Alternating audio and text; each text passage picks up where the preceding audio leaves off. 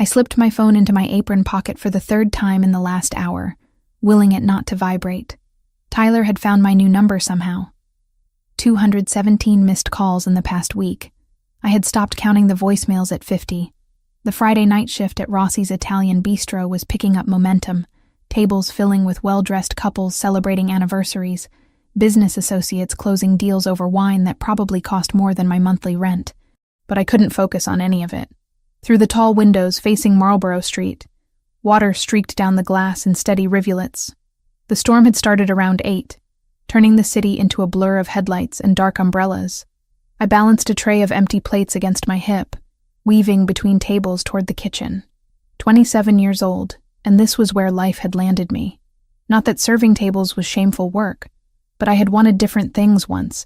Architecture school, designing homes that families would build memories inside, creating spaces that mattered. 2 years into my degree program before the money ran out, and reality dragged me back to hourly wages and sore legs. "Megan, table 12 needs attention," Franco called from behind the host stand. His thick gray eyebrows pulled together in that way that meant someone important sat waiting. "The gentleman there, he ordered the Barolo Riserva. That means you treat him like royalty, understand?" "Got it, Franco." I smoothed my black uniform shirt and grabbed a fresh notepad. Table 12 sat in the corner of our VIP section, surrounded by exposed brick walls and soft amber lighting designed to make people feel exclusive. The man sitting alone caught my eye immediately, and not because of what he wore, though his tailored charcoal suit probably cost several $1,000s. It was the way he occupied space, completely still, hands folded on the white tablecloth, dark eyes scanning the restaurant with methodical precision. He wasn't looking at the decor. He was assessing exits, watching the door, cataloging every person who entered or left. When I approached his table, those eyes landed on me with uncomfortable intensity. "Good evening, sir. My name is Megan, and I'll be taking care of you tonight. Can I start you off with an appetizer? Or would you prefer to see the wine list?" The words came out steady, professional. Years of practice made polite service automatic even when my mind was elsewhere, calculating how many hours until I could go home and check if Tyler was parked outside my building again. "The Barolo Riserva, 2015 vintage, and I'll take the special, whatever the chef recommends tonight." His voice was deep, controlled, with an accent I couldn't quite place. Italian, maybe. Or at least Italian-American. He didn't look at the menu I extended toward him. "Excellent choice. The special this evening is braised short rib with truffle risotto and roasted vegetables. I'll have that out for you shortly." I wrote down the order, even though I would remember it perfectly. Something about him made me want to appear busy, to have a reason to look away from that penetrating stare. "You seem distracted." It wasn't a question. He leaned back slightly, one hand moving to adjust the cuff of his shirt. No wedding ring, I noticed, but a watch that gleamed silver and expensive in the low light. Boyfriend troubles? The assumption startled me into honesty. Ex-boyfriend, actually. And yes, troubles would be an understatement. Why was I telling this stranger anything? But his tone had been curious, not invasive, almost concerned. The dangerous kind of ex? He tilted his head slightly, studying my face like he was reading a language written there. The kind that doesn't understand what "leave me alone" means. I shouldn't be having this conversation. Franco would have my head if he saw me chatting instead of working. "I'm sorry, I should put your order in. The kitchen gets backed up if we wait too long." "Go ahead." He waved one hand in dismissal, but his eyes stayed on me a moment longer, before he turned his attention to the window. "And Megan, if it gets worse, there are solutions. Not all of them involve police and paperwork." I didn't know what to say to that, so I just nodded and hurried toward the kitchen. Something about the way he had said solutions made my skin prickle. Not threatening exactly, but certain. Like he knew things about problems and fixing them that most people didn't. The kitchen was chaos. Chefs calling out orders in Italian and English, steam rising from pots, the sharp smell of garlic and wine reductions filling the air. I clipped the order slip to the wheel and grabbed the Barolo from the wine storage. $250 for a single bottle. I tried not to think about how that would cover my cell phone bill and groceries for 2 weeks. When I returned to table 12 with the wine, the man was typing something on his phone with quick, efficient movements. He looked up when I approached, pocketing the device smoothly. "Your Barolo, sir. Would you like me to pour, or would you prefer to do it yourself?" "You pour. I trust you know how to handle expensive things." Again, that wasn't quite flirtation, but something else. A test, maybe. Seeing if I would react defensively or rise to the challenge. I uncorked the bottle with practiced ease and poured exactly the right amount, watching the dark red liquid swirl in the glass. "Enjoy. Your meal will be ready in about 15 minutes. 3 more tables needed clearing. 2 couples wanted dessert menus, and a businessman at table 6 was getting increasingly loud and difficult with my coworker Jessica." I moved through the rhythm of service, refilling water glasses, taking orders, delivering plates. But I couldn't completely shake the awareness that the man at table 12 was still watching. Not constantly, not in a way that felt predatory like Tyler's stares had been. But periodically his gaze would find me across the restaurant, track my movements for a few seconds, then return to his wine or his phone. My own phone buzzed in my pocket. I already knew who it was before I looked. "Tyler." The message preview made my stomach clench. "I know where you work now. We need to talk. I'm coming to see you." No. He couldn't. Not here. Not at work where I had to stay professional and couldn't run. I turned toward the window, scanning the street beyond the rain-soaked glass. And there he was, standing across the street under the awning of a closed shop, staring directly at the restaurant. Directly at me. Tyler's blonde hair was plastered to his forehead from the rain, his jacket soaked through, but he didn't move. Just stood there like some kind of terrible statue, hands shoved in his pockets, eyes locked on the windows. Panic squeezed my chest. How long had he been there? How had he found me? I changed my number, moved apartments, took every precaution I could afford. But Tyler always found ways, always managed to show up, to invade my space, to make it clear that he considered me his regardless of what I wanted. I was heading back toward the kitchen with a tray of dirty dishes when I saw him start crossing the street. Rain and headlights created a surreal backdrop as he wove between cars, his movements deliberate. Coming here. Coming inside. Oh God. He was actually going to walk into the restaurant and cause a scene, and probably get me fired because Franco had a strict policy about personal drama, interfering with service. The tray slipped. I tried to catch it, overcorrected, and watched in horror as 4 plates, 3 wine glasses, and an entire collection of silverware went crashing to the marble floor. The noise cut through the restaurant like a gunshot. Conversation stopped, heads turned. And I just stood there, frozen, staring at the wreckage at my feet, while through the window I could see Tyler reaching for the restaurant's front door. "Megan!" Franco was already moving toward me, concern and irritation warring on his face. "What happened? Are you all right?" I couldn't answer, couldn't move. Tyler pushed through the door, rain dripping from his clothes onto the expensive tile of Rossi's entrance. His eyes found mine immediately and he smiled. That same smile that used to make me feel special, that now only filled me with dread. He started walking toward me, weaving between tables, ignoring Franco's protests about reservations and proper seating. "Megan, baby, we need to talk. You can't keep ignoring me like this. We're meant to be together, you know that." His voice carried across the quiet restaurant. Other diners were staring now, some curious, others uncomfortable with the brewing confrontation. "Sir, you need to leave." Franco stepped between us, but Tyler just pushed past him. Not violently, but with enough force to make Franco stumble. My manager was 53, soft around the middle from sampling too much of his own restaurant's cooking. He wasn't going to stop Tyler. I backed up a step, then another, broken plates crunching under my shoes. Tyler kept coming.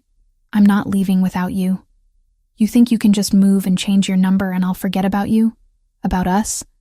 That's not how this works." Someone stood up. The movement was so fluid and controlled that it barely registered, until suddenly there was a body between me and Tyler, the man from table 12. Up close, he was taller than I had realized.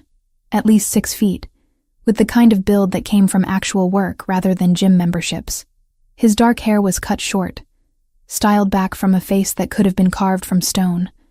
All sharp angles and controlled expression. "The lady dropped her tray because she saw you." His voice was quiet, conversational even, but it cut through Tyler's momentum like a blade. "She's afraid of you." That means you need to leave. Now. Tyler blinked, confused by this new obstacle. Who the hell are you? This doesn't concern you. This is between me and my girlfriend. Ex-girlfriend, I managed to say, my voice thin but audible. We broke up 4 months ago, Tyler. You need to accept that. I'm not accepting anything. Tyler tried to step around the stranger, but the man shifted smoothly, blocking his path again. Look, buddy, I don't know who you think you are, but you need to mind your own business before you get hurt. The stranger smiled. It was not a pleasant expression. Go to my car, he said over his shoulder to me, his eyes never leaving Tyler's face. Black Audi, parked directly in front. I'll handle this. What? Who are you?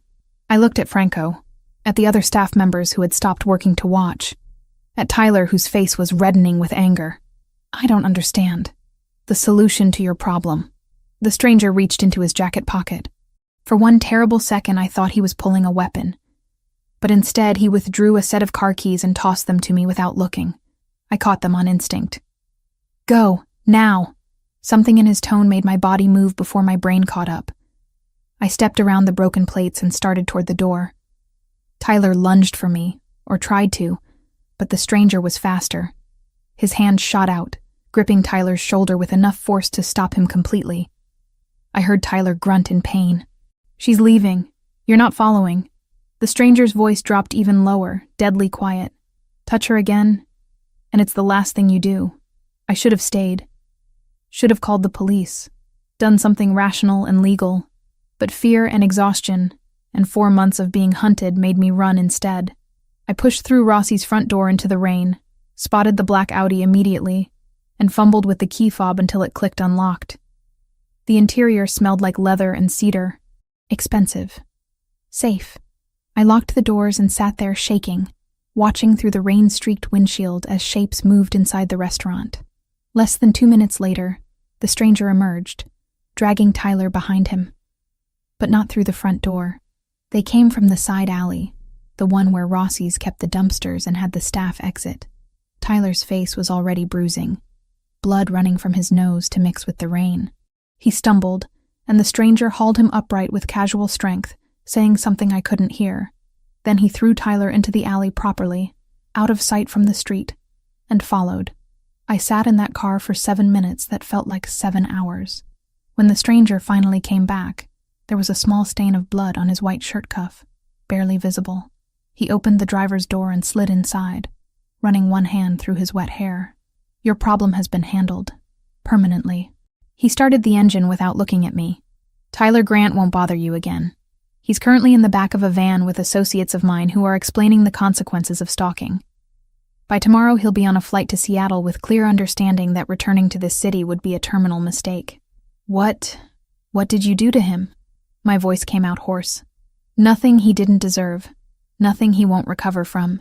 Now he did look at me. Dark brown eyes unreadable in the dim light. My name is Anthony Valentasi, and you're going to tell me your address so I can take you home. Anthony noticed something was wrong before I even knew it myself. Later, he would tell me that he had been watching since I served his wine.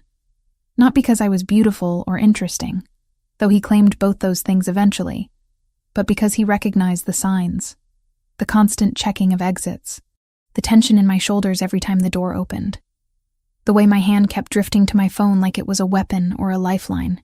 He said he had learned to read fear, the way other people read books, and that mine was written across my face in a language he understood too well. When the tray slipped from my hands and ceramic shattered across Rossi's expensive marble floor, Anthony was already standing. I was still frozen, staring through the window at Tyler pushing through the rain toward the restaurant entrance. But Anthony had assessed the situation in the span of a heartbeat. The man dripping wet on the sidewalk. My paralyzed terror. The trajectory of the threat. Tyler burst through the front door, trailing water and bringing the smell of rain and cologne that I used to find attractive, but now made my stomach turn. His eyes locked onto me immediately, ignoring Franco's protests about needing a reservation, about proper protocol. He pushed past my manager with the casual dismissal of someone who had never been told no in a way that mattered. Franco stumbled back a step, his face flushing with anger and embarrassment, but he was 53 years old and soft in the middle from years of sampling his own restaurant's food. He wasn't going to physically stop anyone, Megan, baby, we need to talk. Tyler's voice carried across the dining room, drawing stares from couples who had paid good money for a romantic evening that didn't include watching someone's ex-boyfriend crash through social boundaries like they were made of tissue paper. You can't keep ignoring me like this. We're meant to be together, you know that. We're perfect together. I backed up, broken plates crunching under my shoes. My mouth opened, but no sound came out. 4 months of this. 4 months of blocking numbers, changing locks, moving apartments, looking over my shoulder every time I left work. 4 months of Tyler refusing to accept that no meant no, that we were finished, that I would rather be alone forever than spend another minute in his suffocating presence. Sir, you need to leave. Now. Franco tried again, positioning himself between us, but Tyler just shoved him aside. Not violently enough to knock him down, but with enough force to make it clear that Franco was an obstacle, not an authority. I'm not leaving without you. Tyler's face was red now, rainwater dripping from his hair onto the collar of his jacket. You think you can just move and change your number and I'll forget about you? About us? That's not how this works, Megan. You're mine. You've always been mine. Then Anthony was there. I hadn't seen him move, but suddenly he occupied the space between Tyler and me, like a wall made of expensive fabric and controlled violence. Up close, he was taller than I had estimated, at least 6 feet, with the kind of build that came from actual work, rather than gym memberships designed to produce aesthetically pleasing muscles. His suit fit perfectly across his shoulders, tailored to accommodate the breadth of him without appearing bulky. The lady dropped her tray because she saw you. Anthony's voice was quiet, almost conversational, but it cut through Tyler's momentum like a blade through water. She's afraid of you. That means you need to leave. Now. Tyler blinked, his anger redirecting toward this new obstacle. Who the hell are you? This doesn't concern you. This is between me and my girlfriend. Ex-girlfriend. I found my voice finally, thin and shaking but audible. We broke up 4 months ago, Tyler. You need to accept that and leave me alone. I'm not accepting anything. Tyler tried to step around Anthony, reaching for my arm. We're going to talk about this like adults, Megan. We're going to fix this. Anthony moved faster than someone his size should have been able to move.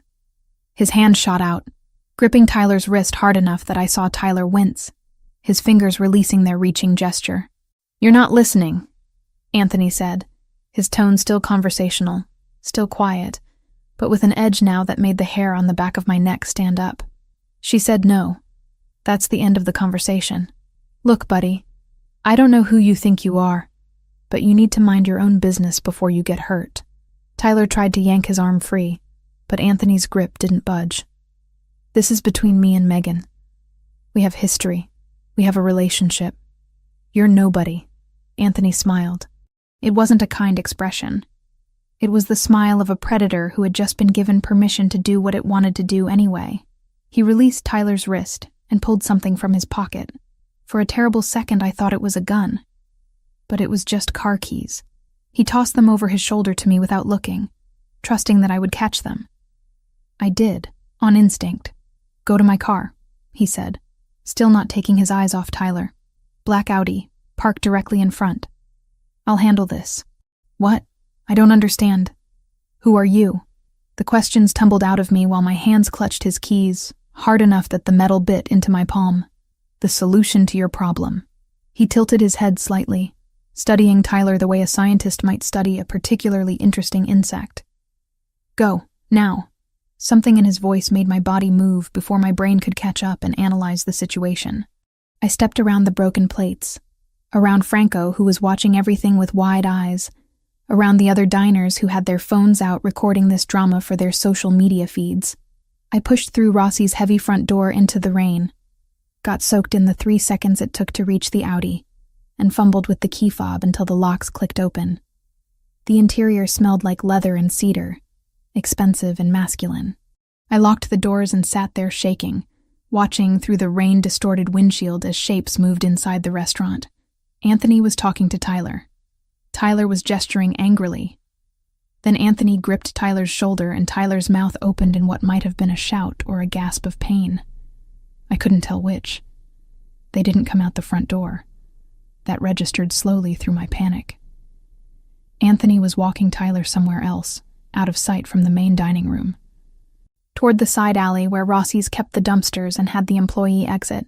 I leaned forward, trying to see, but the angle was wrong, and the rain made everything blurry. 7 minutes.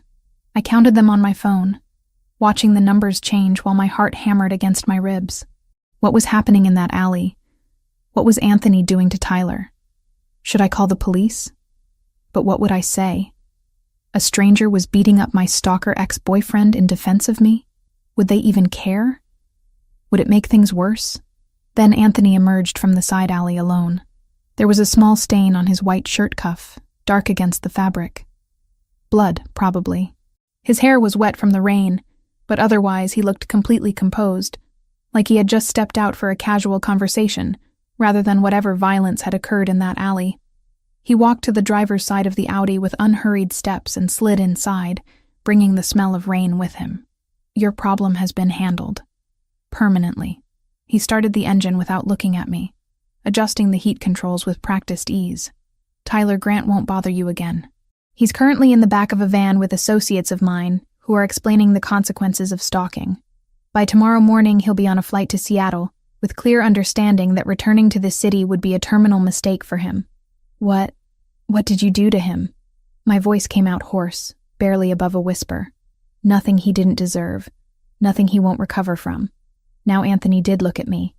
Those dark brown eyes unreadable in the dim light from the dashboard. Broken nose.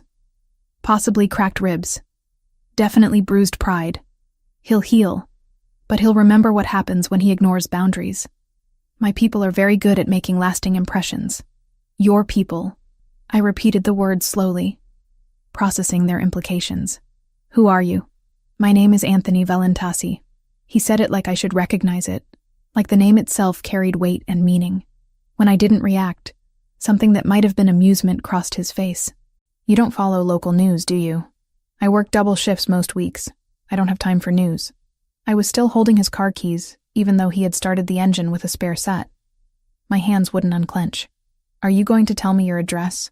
Or am I driving in circles until you feel safe enough to share it? The question jolted me back to reality.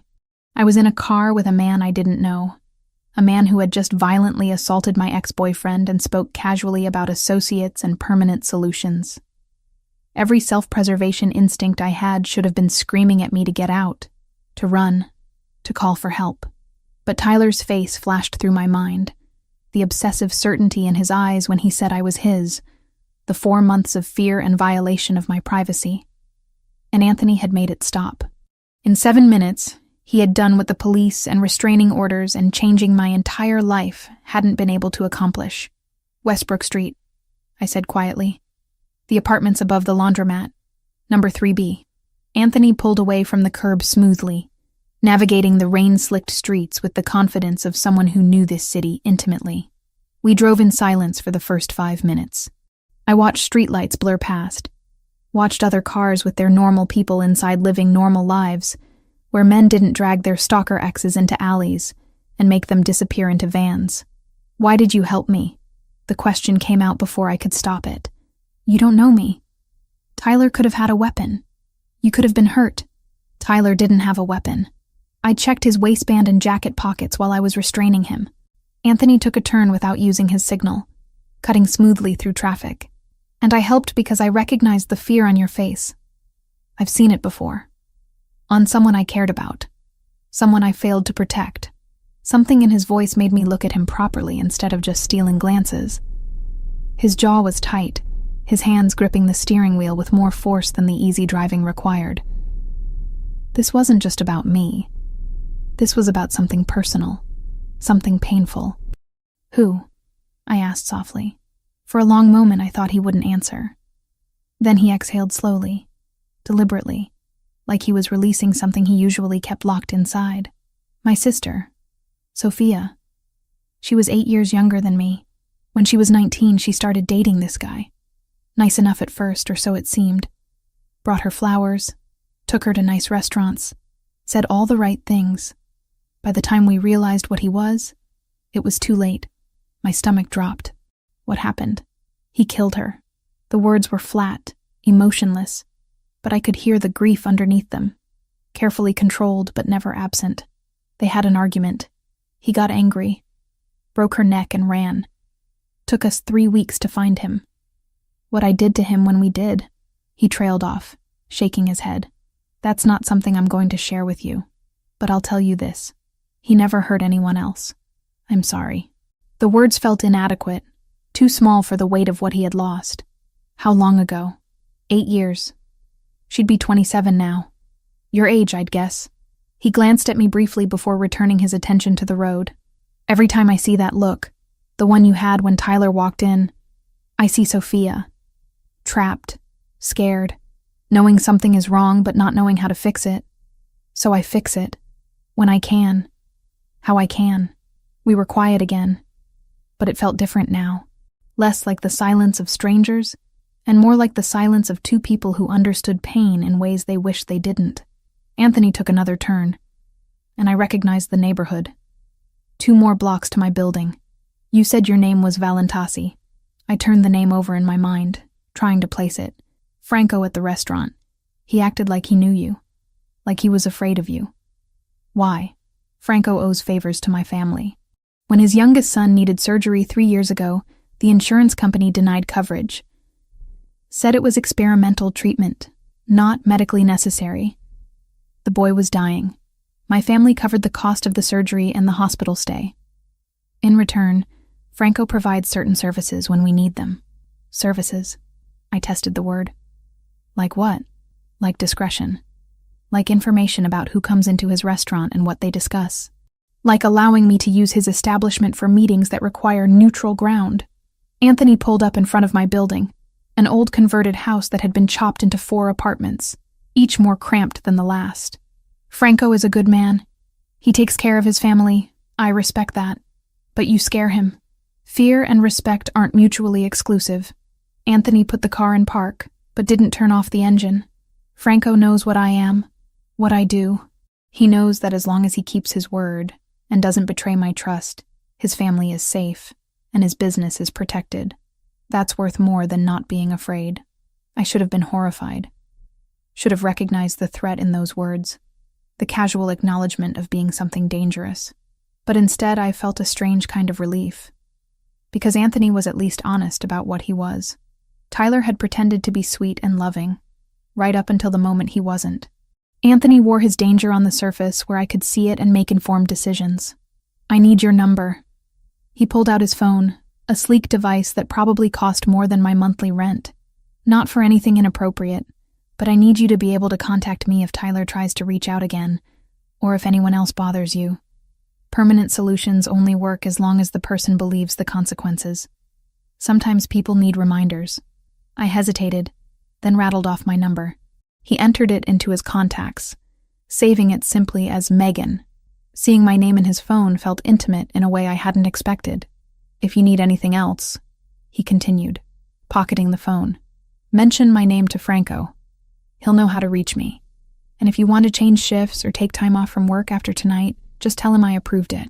He won't argue. Because you own the restaurant? Because I own the building the restaurant is in. And Franco knows that his lease renewal depends on my goodwill. He said it matter-of-factly, without pride or shame. That's how this works. Everything connects to everything else. Power is just understanding which threads to pull. I sat there for a moment longer, hand on the door handle, trying to process everything that had happened in the last hour. I had gone from normal Friday night shift to having my stalker ex violently removed by a man who was either a criminal or something close to it. A man who now had my phone number and expected me to call him if I needed help. It was insane. All of it was completely insane. Thank you, I said finally. Because despite the insanity, Anthony had done what no one else had been willing or able to do. For Tyler. For fixing it. You don't have to thank me. He was looking straight ahead through the windshield at my building, at the flickering streetlight that the landlord kept promising to fix. But you're welcome anyway. Be careful, Megan, and call me if anything changes. I got out into the rain, handed his keys through the window, and watched him drive away. The Audi's taillights disappeared around the corner, and I stood there getting soaked, wondering what I had just gotten myself into. wondering if the cure for Tyler was going to turn out to be worse than the disease, wondering why part of me hoped Anthony would call, even though I knew he probably wouldn't. He had played hero tonight, fixed my problem out of guilt and memory and his own demons. That didn't mean he wanted anything more from me than the satisfaction of saving someone when he hadn't been able to save his sister. I climbed the stairs to my apartment, unlocked 3 separate locks that had never made me feel safe, and collapsed onto my secondhand couch. My phone buzzed. For a terrible second, I thought it was Tyler. That whatever Anthony had done hadn't worked, that I was right back where I started. But it was a text from an unknown number. Locked your door? Good. Sleep well. You're safe now. Anthony. He was making sure I had gotten inside okay. Making sure I was following basic security. It should have felt invasive. This strange man checking up on me. Instead, it felt like someone actually cared whether I lived or died. And I hadn't felt that way in longer than I wanted to admit. I texted back a simple, "Thank you," and went to bed with my phone clutched in my hand, waiting for Tyler to call and prove that permanent solutions were never really permanent. But he didn't call. Not that night. Not the next day. Not the day after that. For the first time in 4 months, my phone stayed silent in all the right ways, and I started to believe that maybe, just maybe, I could stop looking over my shoulder. The Audi's leather seats embraced me like expensive furniture I had no right to be sitting on. Anthony pulled away from my building smoothly, his movements practiced and confident as he navigated the dark streets. Streetlights cast orange halos through the water streaming down the windshield, turning the city into an impressionist painting. I clutched my wet uniform shirt, suddenly aware that I was dripping all over this pristine interior that probably cost more to detail than I made in a month. For the first 5 minutes, neither of us spoke. Anthony's attention stayed fixed on the road, hands positioned at 10 and 2 on the steering wheel like someone who had taken defensive driving courses seriously. His jaw was set, profile sharp against the passing lights. Every few seconds, his eyes would flick to the rearview mirror, checking behind us with the kind of vigilance that suggested paranoia or professional necessity. Maybe both. I watched the city scroll past. Familiar streets I walked every day looked different from inside this car, like I was seeing them from another dimension where people didn't worry about rent or abusive exes, or whether their manager would fire them for causing a scene during the dinner rush. My phone sat silent in my lap. No buzzing, no calls, no text messages saying, "We need to talk," or "I saw you leave with him," or any of the 100 variations Tyler had sent over the past 4 months. "What did you do to him?" The question finally escaped, quieter than I intended. To Tyler. Anthony glanced at me briefly before returning his focus to the road ahead. He took a left turn, heading deeper into my neighborhood where the buildings got shorter and the paint got more chipped. I explained the situation to him, clearly, in terms he couldn't misunderstand. "With your fists." It wasn't really a question. I had seen the blood on his cuff, heard the sounds from inside the restaurant before they disappeared into the alley. Among other communication methods, his tone stayed neutral, conversational even. Tyler Grant has a broken nose, possibly 2 cracked ribs, and bruising that will remind him for the next few weeks what happens when he ignores boundaries. My associates collected him from the alley and are currently driving him to a secure location where they'll reinforce tonight's lesson.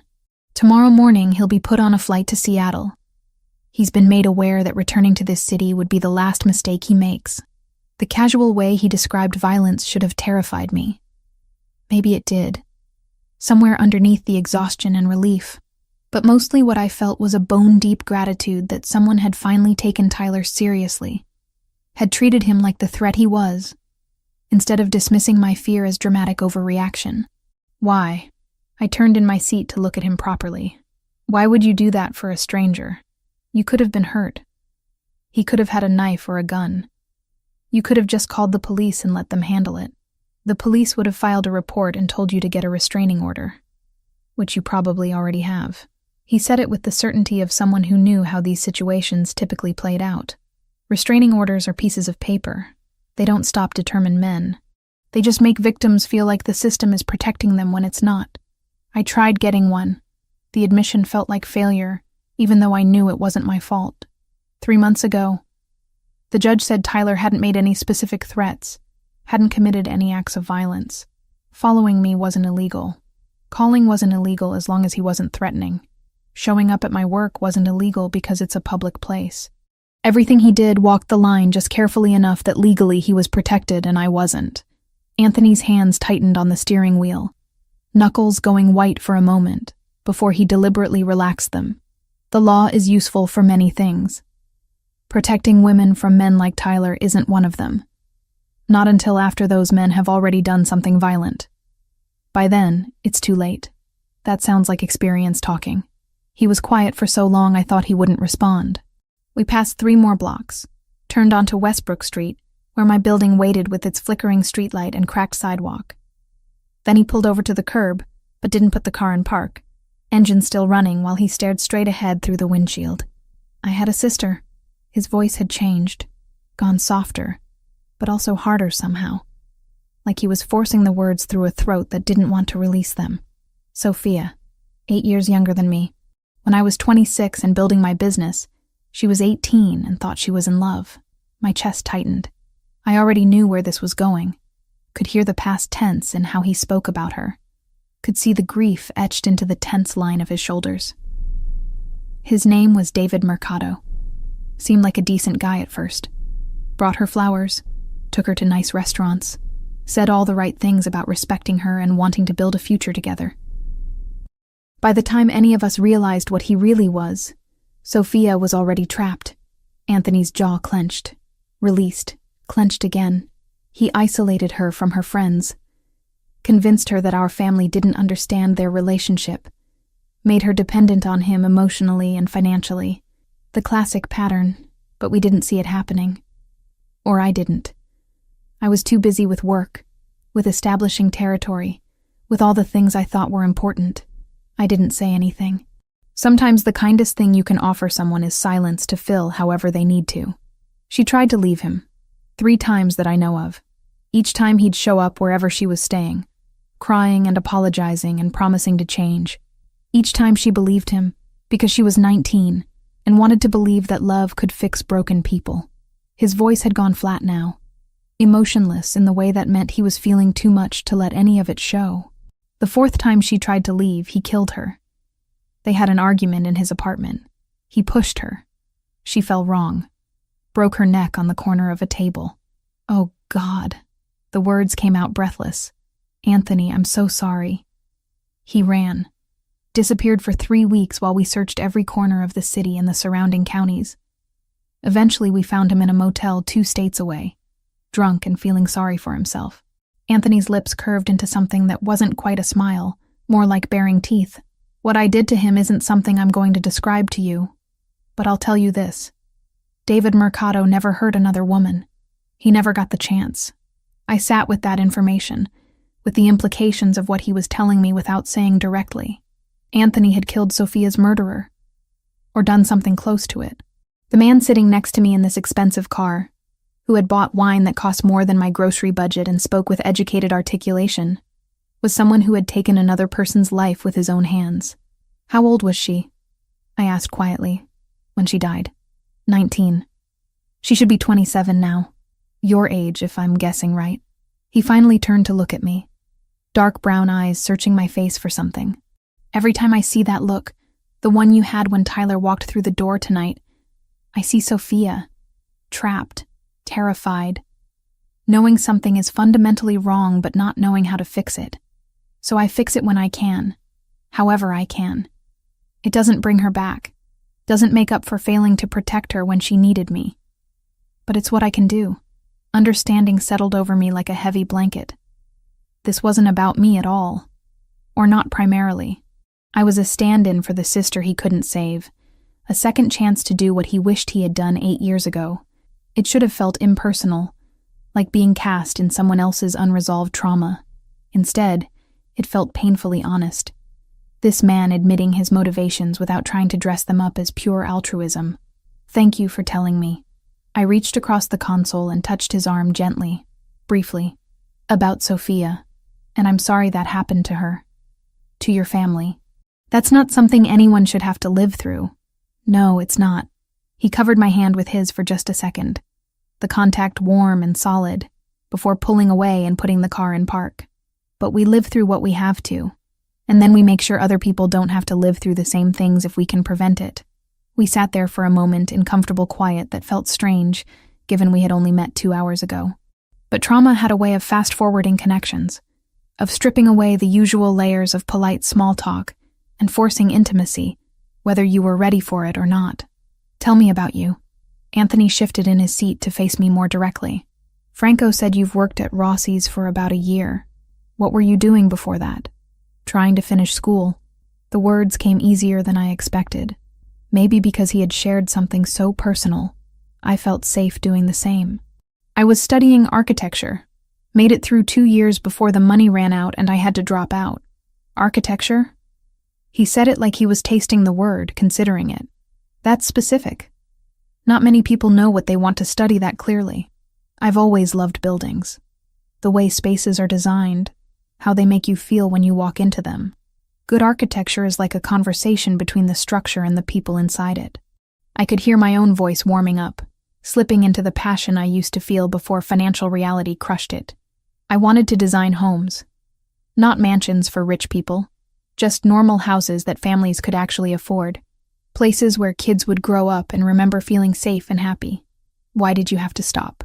He leaned back against the driver's door, giving me his full attention in a way that felt both intense and strangely comfortable. My parents divorced when I was 15. Dad left and never looked back. Didn't pay child support. Didn't call on birthdays. Just erased us from his life like we were a bad investment he needed to write off. The bitterness in my voice surprised me. I thought I had moved past that particular wound. Mom did her best, but one income isn't enough when you're raising a kid in this city. I worked through high school, saved everything I could, got into the architecture program on partial scholarship. But scholarships don't cover living expenses or books or all the software you need for design work. So you worked while studying. 3 jobs at one point, barely slept. My grades started slipping halfway through sophomore year because I was too exhausted to focus in class. Then Mom got sick, needed surgery, and the medical bills ate through what little savings we had. I took a semester off to work full-time. That semester turned into a year. The year turned into 2. Now here I am, 27 years old, serving pasta to people who probably spend more on one meal than I make in a week. I hadn't meant to sound so bitter. Hadn't meant to dump my entire sob story on a stranger who had already done more than enough by removing Tyler from my life. But Anthony just nodded like he understood, like he didn't judge me for the circumstances that had derailed my plans. You still draw? He asked. Design things? Even if you're not in school? Sometimes. On my phone mostly. Or in notebooks when I can afford them. It's not the same as having proper software and the time to really develop ideas, but it keeps the skills from getting too rusty. I shrugged, not sure what good it does at this point. I'm never going to have the money to go back to school. Even if I saved every extra dollar, it would take years to afford even one semester. You could take out loans and add to the debt I already have from the first 2 years. No thank you. I'd rather work as a waitress forever than spend the next 20 years drowning in payments I can't afford. Anthony studied me with that intense focus he had, like he was cataloging information and filing it away for later use. There are other options. Connections. People who owe favors. Ways to get things done that don't involve traditional channels. I don't want charity. The words came out sharper than I intended. Sorry, that's not directed at you. I just mean, I need to do this myself, if I do it at all. Otherwise it doesn't count. I understand, and somehow I believe that he did. Pride is important. Self-reliance is important. But accepting help when it's offered isn't weakness. It's strategy. Before I could respond to that, he was pulling out his phone, typing something quickly. I need your number. Not for anything inappropriate, he added quickly when he saw my expression. But I need you to be able to contact me if Tyler tries to reach out again. Permanent solutions only work as long as the person believes in the consequences. Sometimes people need reminders that those consequences are real. I rattled off my number, watching him enter it into his contacts. He saved it simply as Megan Turner, which felt both formal and strangely intimate. Having my full name in the phone of a man who had just confessed to possibly murdering his sister's killer seemed like crossing some invisible line, stepping from one world into another without quite meaning to. "If you need anything else," Anthony continued, pocketing his phone, "mention my name to Franco. He'll know how to reach me. And if you want to take time off from work after tonight, just tell him I approved it. He won't argue." Why wouldn't he argue? Though I already suspected the answer. Because Franco owes my family favors that he can never fully repay. 3 years ago, his youngest son needed surgery. Experimental treatment that the insurance company denied coverage for. Said it wasn't medically necessary, even though the boy was dying. My family covered the surgery, the hospital stay, the rehabilitation. In return, Franco provides certain services when we need them. Services like letting you conduct business in his restaurant, among other things. Franco is a good man. He takes care of his family and keeps his word. I respect that. In return, I make sure his lease stays affordable and his business stays protected. Anthony said it matter-of-factly, like this was just normal relationship dynamics rather than what it obviously was. A power structure built on debt and obligation. You own the building. I own several buildings in this neighborhood. Rossi's happens to be in one of them. He gestured out the window at my apartment building with its peeling paint and crooked front steps. "I don't own this one, but I could find out who does if you're having problems with your landlord." "No. Thank you, but no. I needed to establish boundaries before this went any further, before I became another person owing favors to Anthony Valentasi. I appreciate everything you did tonight. More than I can say. But I need to handle my own life, my own problems. Tyler was different because I couldn't fix that myself. But I can manage my landlord and my job and everything else." Instead of looking offended, Anthony smiled slightly. "Good. People who can't stand up for themselves bore me. People who insist on trying even when they're drowning are more interesting." He reached across and opened my door from the inside, the latch clicking smoothly. "Go inside. Lock your doors. All of them. And Megan? Yes? If Tyler contacts you, don't respond. Don't engage. Just forward whatever he sends to me and I'll handle it. Men like him see any response, even telling them to go away, as encouragement, as proof that they still matter to you, still occupy space in your thoughts. Silence is more powerful than anger." I nodded, climbing out into air that felt cold after the warmth of the car. My uniform was still damp, clinging uncomfortably as I stood on the sidewalk. "Thank you. For everything. I know I keep saying that, but I don't know what else to say." "You don't have to thank me." He leaned across the passenger seat to look up at me through the open door. "But you're welcome. Be careful. This city isn't as safe as it pretends to be." I'm starting to figure that out.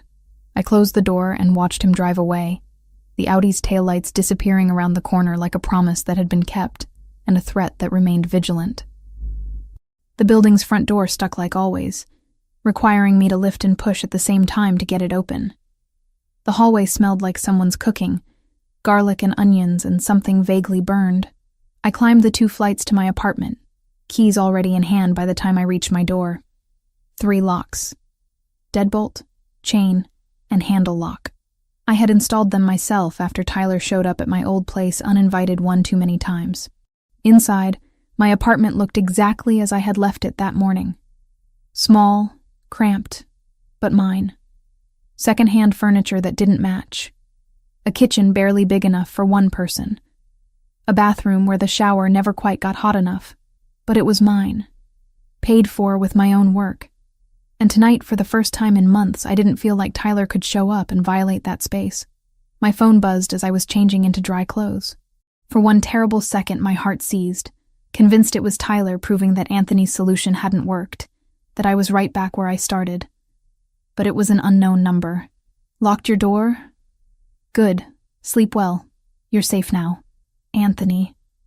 Checking up on me, making sure I had gotten inside safely and followed his advice about the locks. It should have felt invasive. This man I barely knew monitoring my movements. Instead, it felt like someone actually cared whether I lived or died, which was a sensation I hadn't experienced in longer than I wanted to admit. I texted back, "Thank you." I did. All 3 locks. His response came seconds later. 3? Smart. Most people only have 1. Get some rest. Tomorrow is going to feel different. He was right.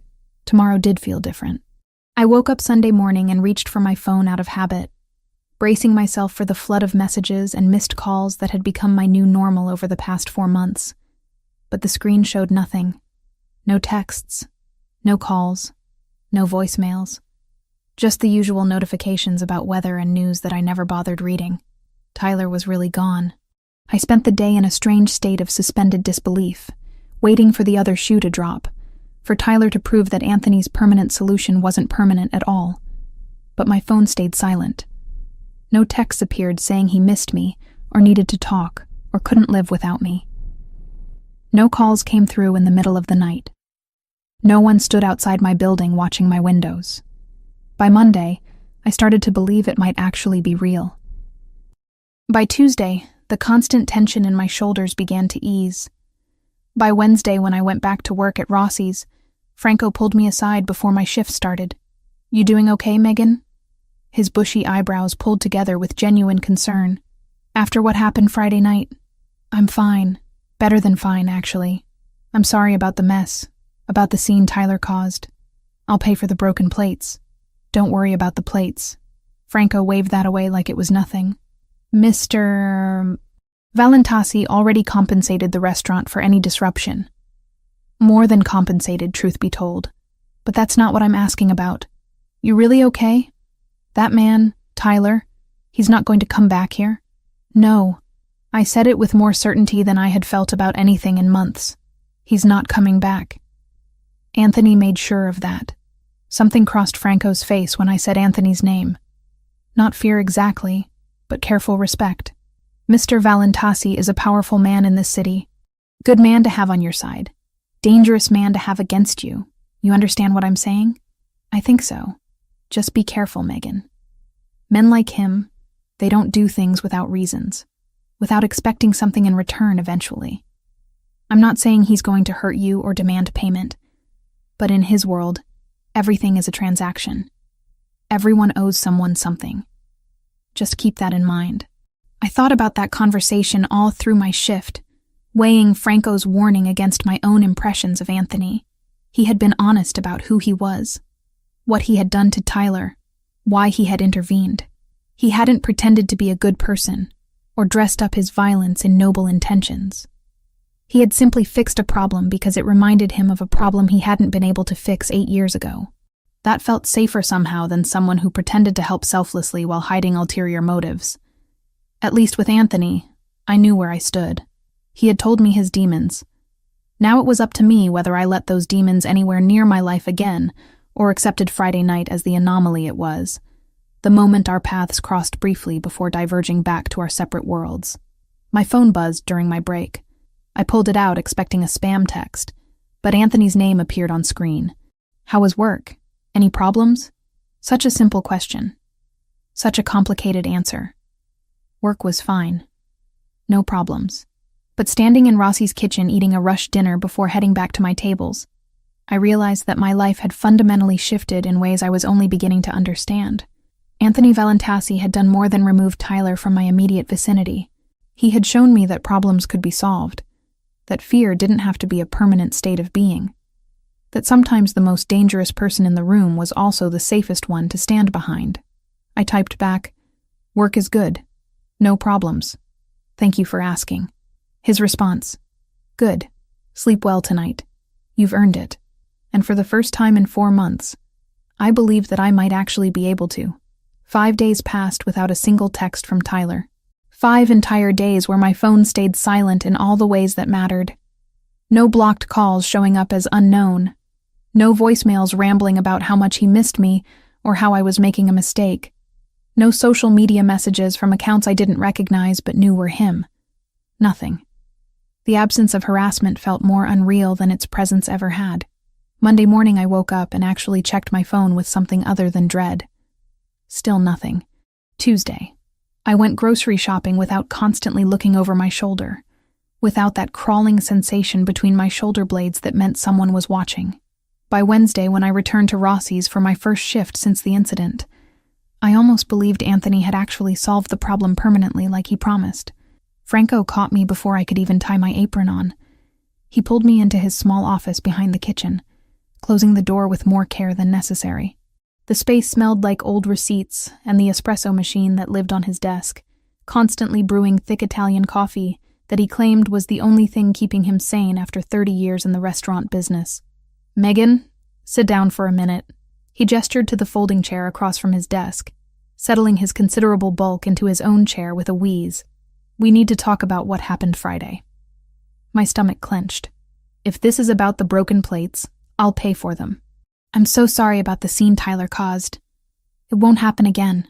The plates are nothing, already taken care of." Franco waved that away like it was meaningless. Mr. Valentasi compensated the restaurant more than generously for any disruption.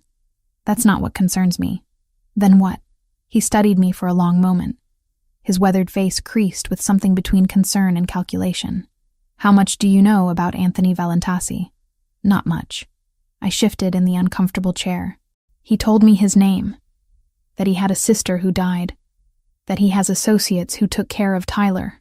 "Associates." Franco repeated the word with a bitter smile.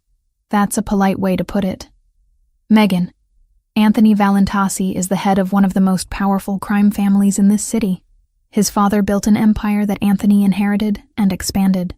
The Valentasi family controls the docks, most of the construction contracts, several legitimate businesses that serve as fronts for less legitimate operations.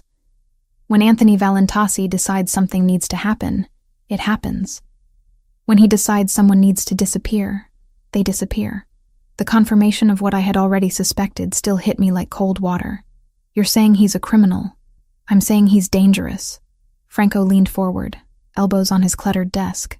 "But I'm also saying that 3 years ago, when my son Paolo needed surgery, when the insurance denied coverage and we were watching him die slowly, the Valentasi family paid for everything.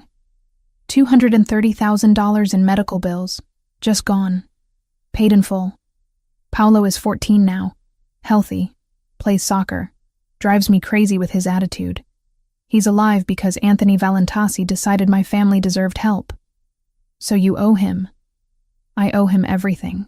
The words came out flat, factual, and that debt will never be fully paid. That's how it works in his world. Everything is transactions. Everyone owes someone. I'm telling you this because I see how you looked at him Friday night, like he was some kind of hero swooping in to save you. And maybe he was.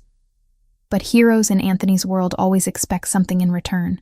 Maybe not today, maybe not next month, but eventually. I absorbed that information, turning it over in my mind. He hasn't asked me for anything. Not yet. Franco stood, signaling the conversation was ending. "Just be careful, Megan. You're a good kid. You work hard, you don't cause problems. I don't want to see you get pulled into something you can't get out of. Men like Anthony, they don't let people go once they've claimed them. And make no mistake, by defending you Friday night, he claimed you." The words stayed with me through my entire shift. I moved through the familiar motions of taking orders, delivering plates, refilling wine glasses. But my mind kept circling back to Franco's warning. Everything is transactions. Everyone owes someone. Had I traded one form of control for another? Tyler's obsessive stalking for Anthony's protective possession? It was just past 9 when I saw him. Anthony walked through Rossi's front door alone. No bodyguards visible, though I suspected they were nearby. He wore a different suit than Friday. This one charcoal gray that probably cost more than my car was worth back when I still had a car. His dark hair was styled back, and when his eyes found mine across the restaurant, I felt that same jolt of awareness I had Friday night. Franco materialized at the host stand to personally escort Anthony to table 12, the same corner booth where he had sat before, the same table where he had first noticed me, first recognized my fear. I gave him a few minutes to settle before approaching with a menu I already knew he wouldn't look at. "Good evening, Mr. Valentasi." I kept my voice professional, trying to ignore how my pulse had picked up. "Can I get you started with something to drink?" "Megan." He said my name like he was tasting it. "And please, call me Anthony. Mr. Valentasi makes me feel like my father." His eyes scanned my face with that same intensity from before. "How have you been? Any problems?" "No problems. Actually, it's been the quietest few days I've had in months." I set the menu down even though he wasn't looking at it. Thank you for that. I told you it was handled. He leaned back, completely relaxed in a way that suggested he was comfortable everywhere. Have you heard from Tyler at all? Nothing. Not a single text or call. It's like he vanished completely. Good. That means the message was received clearly. Anthony's gaze drifted to the other tables. The couples dining, the businessmen conducting deals over expensive wine. What time does your shift end? The question caught me off guard. 11. We close at 10:30, but cleanup takes about half an hour. Why? Because I'd like to take you to dinner. Somewhere other than where you work, where you can actually sit down and eat instead of serving everyone else. He said it casually, but there was intention underneath. If you're interested. I should have said no. Should have remembered Franco's warning about transactions and debts and getting pulled into worlds I didn't understand. But standing there looking at Anthony, at the man who had ended 4 months of terror with 7 minutes of controlled violence, I found myself nodding. I'd like that. Good. I'll wait. He pulled out his phone, already moving on to whatever business required his attention. Take your time finishing work. I'm patient when it matters. The next 2 hours passed in a strange state of heightened awareness. I was conscious of Anthony's presence the entire time, even when I was on the opposite side of the restaurant. I caught him watching me periodically, not constantly, just occasional glances that felt weighted. At 10:45, I finished my last table, split my tips with the other servers, and changed out of my work shirt into the clean blouse I kept in my locker for exactly these situations. Anthony was waiting by the front entrance, settled in a chair like he owned it. He probably did own it, along with everything else in the building. When I approached, he stood with fluid grace and held the door open. There's a French place 3 blocks from here, he said as we stepped into the cool night air. Small, quiet, excellent food. The owner is a friend. He'll treat us well. Another person who owes you favors? Anthony glanced at me, something that might have been amusement crossing his features. Actually, no. Pierre is just someone I've known since we were teenagers. Sometimes people are friends without obligation attached. We walked in comfortable silence. The streets were quieter at this hour, most businesses closed. Just the occasional car passing and other late-night workers heading home. Anthony walked on the street side of the sidewalk. An old-fashioned gesture that reminded me this man had been raised with certain codes, even if those codes existed alongside violence. The restaurant he led me to was exactly as promised. Small, maybe 12 tables, warm lighting that made everything feel intimate. The owner, a barrel-chested man with a magnificent mustache, greeted Anthony with genuine warmth and rapid French that I couldn't follow. We were seated at a corner table away from the few other diners, menus appearing instantly along with water and bread. Order whatever you want, Anthony said, finally opening his menu. Pierre's coq au vin is exceptional, but everything here is worth trying. This is too much. I looked at the prices. Each dish more expensive than my usual grocery budget for an entire week. I can't let you pay for this. You're not letting me do anything. I invited you. That means I'm paying. If it makes you feel better, consider it an apology for the dramatic way I handled Tyler. You have nothing to apologize for. You did exactly what needed to be done. I studied the menu, trying to focus on food instead of the surreal situation. The salmon looks good.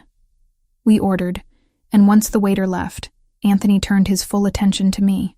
Tell me about architecture. You said you studied for 2 years. What made you interested in that field? The question opened something in me that had been closed for a while.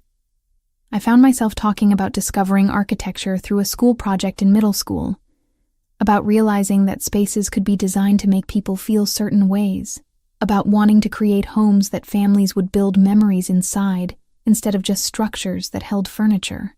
Anthony listened with genuine interest, asking questions that showed he was actually paying attention. Why did you have to stop?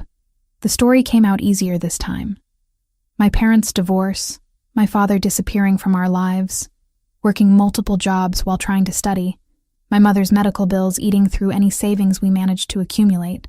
By the time I finished, our food had arrived, and I was surprised to realize I had been talking for almost 20 minutes. What about financial aid? Anthony asked, cutting into his steak with precise movements. Student loans? Scholarships? Grants? I already have loans from the first 2 years. Adding more debt when I'm not even sure I could finish the degree seems irresponsible.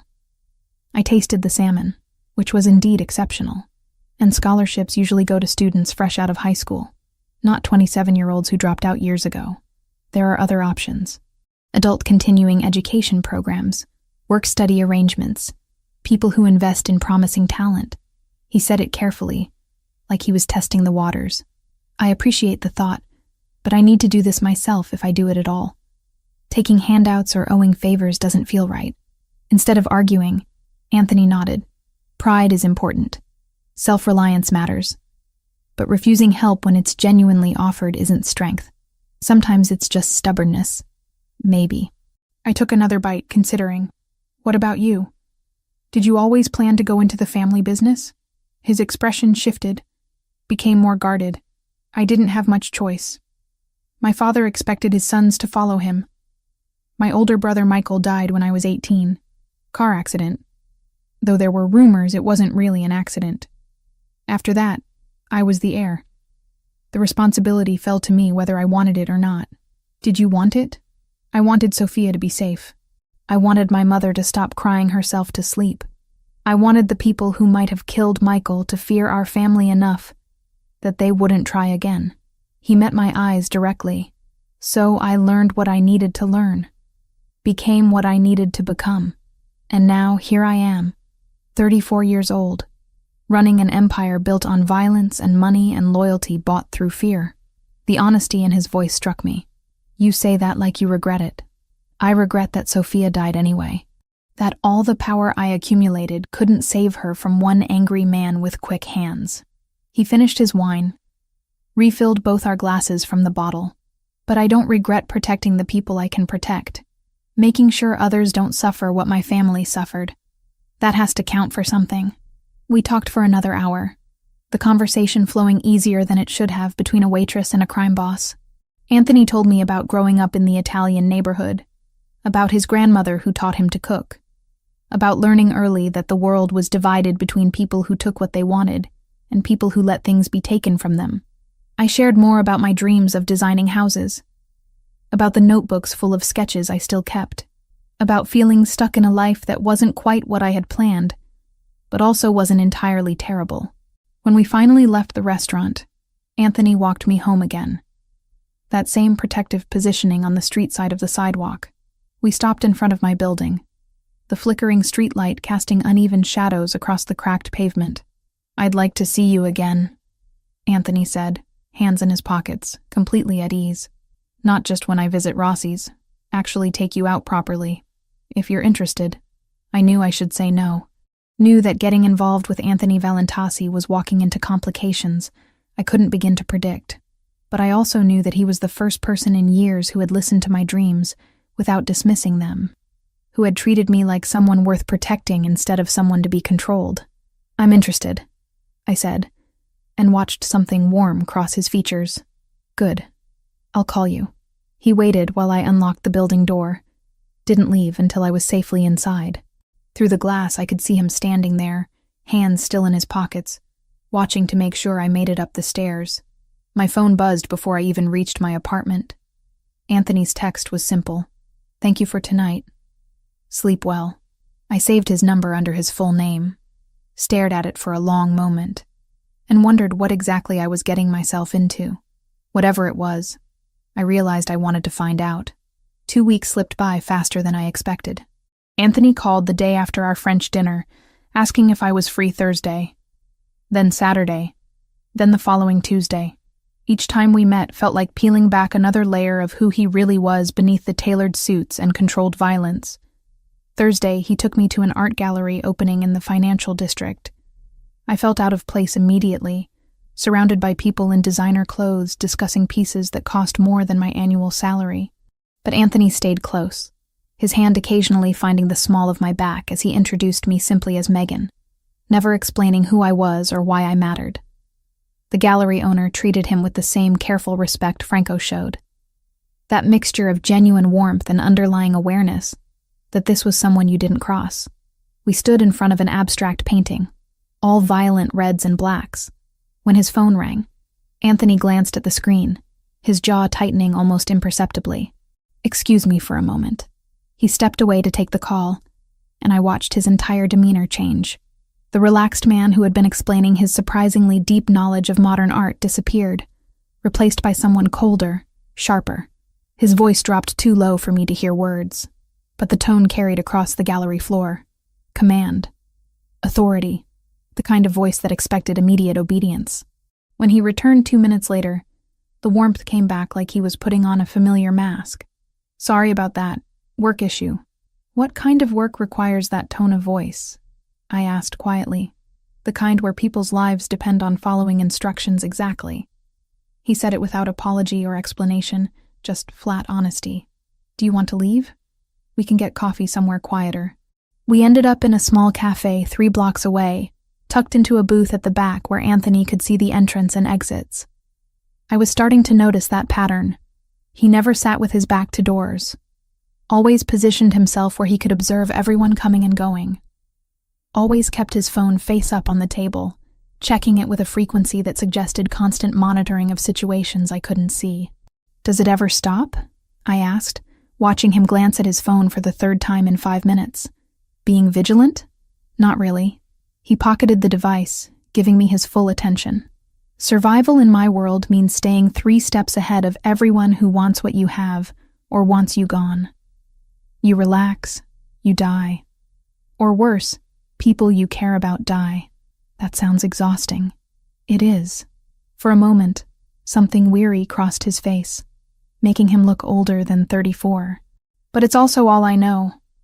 I've been doing this since I was 18. Vigilance becomes habit. Habit becomes reflex.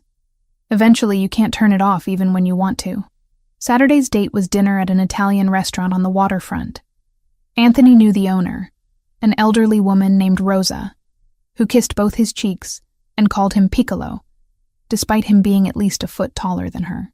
She seated us at a private table on the patio overlooking the harbor, where boat lights reflected off black water, and the sound of waves provided background music. Halfway through our meal, I noticed the man at the bar. He had been watching our table for the past 10 minutes, his attention too focused to be casual interest. When he started to stand, moving in our direction, I felt my stomach clench with old fear. But before I could say anything, Anthony's hand moved to rest on the table, visible and relaxed, while his eyes tracked the approaching man with predatory awareness. The man stopped 3 feet from our table, hands carefully visible and empty.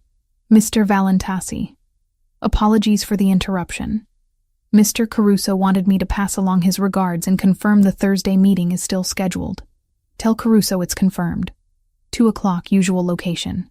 And tell him next time he can call, instead of sending people to my dinner." Anthony's voice stayed pleasant, but the warning underneath was unmistakable. "Understood. Understood. My apologies again." The man retreated quickly, disappearing into the restaurant interior. I waited until he was gone before asking, "Does that happen often?" "More than I'd like. Less than it used to." Anthony returned his attention to his food, like the interruption was completely normal. People in my business prefer face-to-face communication for sensitive matters. Phones can be tapped. Messages can be intercepted. A person showing up where you are is harder to fake. And you weren't worried he might be a threat? I noticed him when we sat down. Watched him for the past 15 minutes. He moved like someone carrying a message, not a weapon. And besides, he gestured subtly toward the parking lot. I have 2 men positioned with sightlines to this table. If he had tried anything, they would have handled it before he got close. I looked where he indicated and saw a black SUV parked with clear view of the patio. Inside, barely visible, was the shape of someone watching. "You brought bodyguards to dinner." "I bring bodyguards everywhere. You just don't usually see them because they're good at staying invisible." He said it matter-of-factly, like this was completely normal dating behavior. "Does that bother you?" Invisible didn't mean imaginary. He had a rotation. Different drivers, different cars, the same rules. They never walked me to the door, never hovered in the hallway, never made me explain myself to my own life. Presence without pressure. I could live with that. It should have. Normal people didn't need armed guards for dinner dates. Normal people didn't have associates interrupting romantic evenings with business communications. But I was starting to realize that my definition of normal had been permanently altered the moment Anthony dragged Tyler into that alley. "I don't know yet," I answered honestly. "Ask me again in a few weeks." Tuesday, he picked me up after my shift at Rossi's, this time suggesting we just drive. No destination, no plan, just moving through the city while we talked. He asked about my mother, about what had caused her medical crisis that derailed my education. I told him about the emergency surgery, the complications that required extended hospital stays, the insurance company fighting every claim. "She's better now," I explained, watching streetlights blur past the window. "Lives in Arizona with her sister. The dry climate is easier on her lungs. We talk maybe once a month, mostly about nothing important.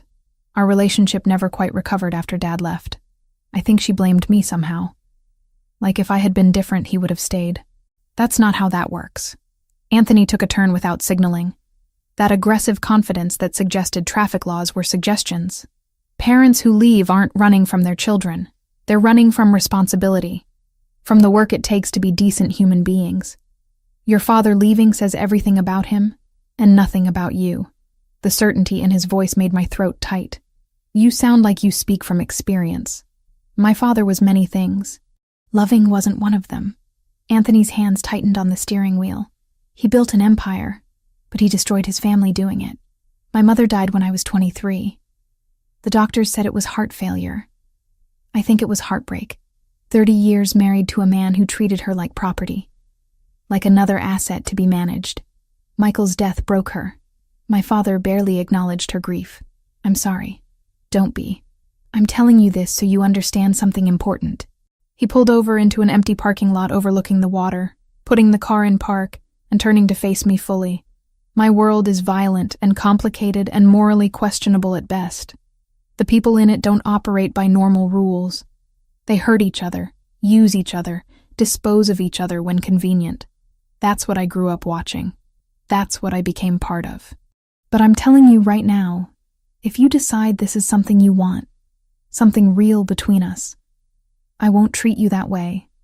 I won't use you, or discard you, or make you feel like you're convenient until you're not." My heart was pounding so hard I could hear it in my ears. "Why are you telling me this now?" "Because I like you, Megan, more than I've liked anyone in years. And before this goes any further, you need to understand what being with me means." He reached across the console, taking my hand in his. "It means people will watch you to get to me. It means rivals might try to use you as leverage. It means there will be nights I come home with blood on my clothes, and you can't ask whose blood it is. It means living with secrets and dangers that most people never have to think about. You're trying to scare me away. I'm trying to be honest with you. Because if we do this, really do this, I need you to choose it with full knowledge of what you're choosing." His thumb traced circles on my palm, the gesture almost absent-minded. "I can protect you from a lot of things. I can make sure Tyler never bothers you again. I can keep rivals from touching you. I can provide security and resources and power, but I can't protect you from the reality of who I am and what I do. That's something you have to accept or walk away from." I sat with that for a long moment, watching boats move across the distant water, their lights creating trails of gold on black waves. Everything he said was true. Everything he offered came with costs I couldn't fully calculate yet, but I also knew that in the 2 weeks since Tyler disappeared, I had felt more alive than I had in years, more seen, more valued. "What if I want to keep seeing where this goes?" I asked quietly. "What if I'm not ready to walk away yet?" Something in Anthony's expression gentled, became vulnerable in a way I hadn't seen before. "Then, I'll do everything in my power to make sure you don't regret that choice." He leaned across the console slowly, giving me time to pull away if I wanted. But I didn't want to. His lips met mine carefully, testing, asking permission even as he took it. The kiss started gentle, almost hesitant, before deepening into something that made my breath catch and my hands find his shoulders, pulling him closer, despite the awkward angle and the gear shift between us. When we finally broke apart, both breathing harder, Anthony rested his forehead against mine. "I've been wanting to do that since the moment you smiled at me in that French restaurant. Why didn't you?" "Because I needed you to understand first. Needed you to have all the information before I complicated things further. His hand came up to cup my cheek, thumb brushing across my lower lip.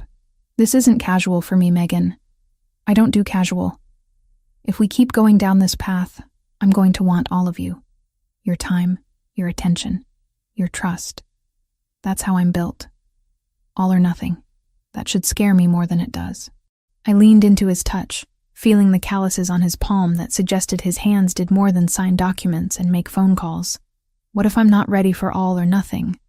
What if I need time to figure this out? Then we take time. I'm patient when it matters. He kissed me again, softer this time, a promise rather than a question. But I'm also possessive and protective and probably going to drive you crazy with both. Fair warning. Noted. I smiled against his lips, feeling lighter than I had in months, despite the weight of everything he'd told me. Take me home? We drove back in comfortable silence, his hand finding mine across the console and staying there. When we reached my building, he walked me to the door like he always did, waiting while I fumbled with keys and trying not to think about how much I wanted to invite him up. But it was too soon, too much, too complicated. Thursday? He asked, hands in his pockets, looking almost uncertain in a way that made him seem younger. There's a charity gala my family sponsors. I have to make an appearance. I'd like you to come with me if you're comfortable with that. A gala. Like with fancy dresses and important people? Exactly like that. But I'll have a dress delivered to you. Don't argue, he added when I opened my mouth to protest. It's not charity. It's necessity. The event has a dress code I'm asking you to attend. That means I provide what's needed to make you comfortable there. I wanted to argue, wanted to insist I could handle my own wardrobe. But the reality was I didn't own anything appropriate for a charity gala, and buying something would eat up money I needed for rent. Okay, but nothing too expensive. And I'm only agreeing because you phrased it as necessity, not generosity. Deal. He kissed me once more, quick and possessive. Lock your doors. Text me when you're inside. I watched him walk back to his car, marveling at how quickly this had become normal. The bodyguards in the SUV that followed him everywhere, the constant phone calls and careful positioning, the casual mentions of violence and territory and business that operated outside legal boundaries. 2 weeks ago, I had been terrified of Tyler. Now I was falling for someone infinitely more dangerous, and the terrifying part was how right it felt. My phone buzzed before I even reached my apartment. Anthony. Home safe? Me. All 3 locks secured. Good night. Anthony. Dream well, Megan. I'll see you Thursday.